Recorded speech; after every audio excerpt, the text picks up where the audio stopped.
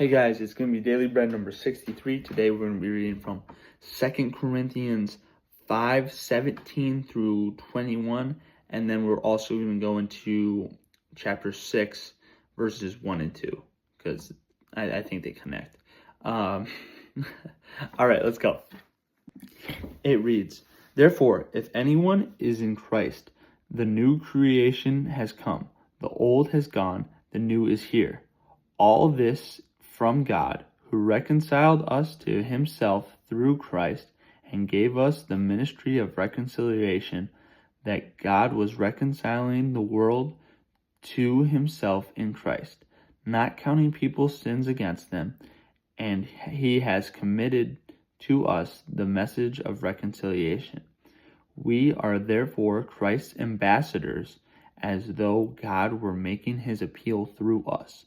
We implore you on Christ's behalf, be reconciled to God. God made him who had no sin to be sin for us, so that in him we might become the righteousness of God. As God's co-workers, we urge you not to receive God's grace in vain, for he says, 'In the time of my favor I hear you, and in the day of salvation I helped you.' I tell you now that in the time of God's favor, now is the day of salvation." So longer passage, but I like it. I think it's got a lot of good stuff in here. So I want to start talking about where in verse 17 it says, "Therefore, if anyone is in Christ, the new creation has come, the old has gone, and the new is here." So if you're in Christ, you're pursuing Christ, your old self is gone. That life of living through the flesh is done. That sinful life, that whatever life you were living before, separate of the Lord, is gone and is dead. It died just like Jesus on the cross. And so the new is here. This is where you're living through the Spirit, pursuing the Lord. It reads reconciled through so much in this passage. And that means to build that relationship up, to rebuild and fix a relationship. So that's what you're doing. That old self of you're separate from God is gone if you are in Christ.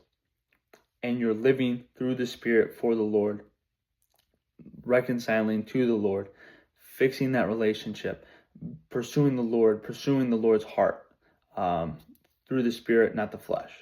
Right? And then I love where it says, "We are therefore Christ's ambassadors, as through God we are making his appeal through us." We are therefore Christ's ambassadors, as though God were making his appeal through us.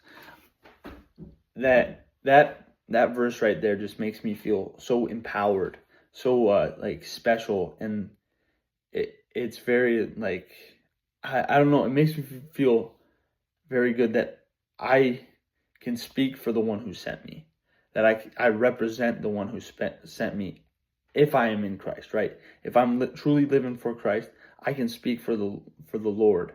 I can represent the Lord, and that means that I need to live a certain way, live in a way that's following Jesus's example, but that I'm representing the Lord, that I can speak for the Lord, and that not only those two, but I have the authority to, as an ambassador of the Lord. It doubles down in 6 where it says, as co-workers.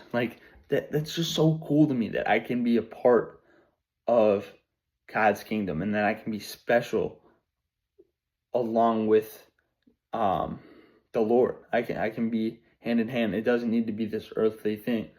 A lot of times, I'd have a little struggle, who am I? What am I? Right? Am I a football player? But man, I'm Division III. Am I going to go to the NFL? Who knows? I could. It's possible with the Lord, but is that what defines me? What do I want to do? Do I want to be in the military? Do I want to be pursuing something for work, entrepreneur, or a teacher or something like that, what defines who I am? And it really just came down to me sitting there and understanding that I'm a child of God. Before everything else, I'm a child of God. And that I can live for the Lord.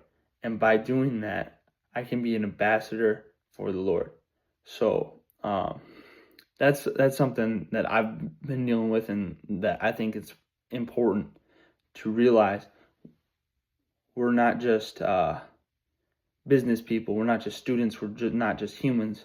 We're children of God, and that holds weight. And it's given me a lot of peace to see things like that, and to understand that no matter what I do, and I'm going to do my best to live for the Lord and just do my best to honor Him and my family and myself.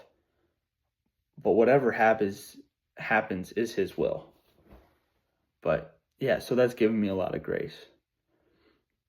But yeah, guys, I hope you guys are doing really well. Yeah, God bless.